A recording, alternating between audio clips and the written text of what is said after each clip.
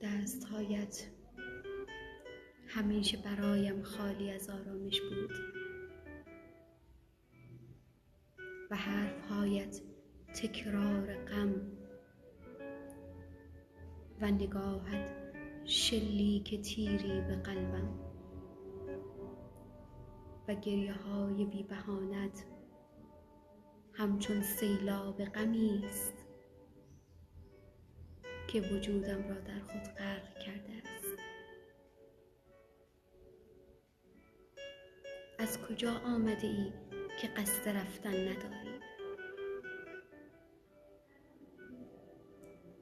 خسته‌ام، خسته.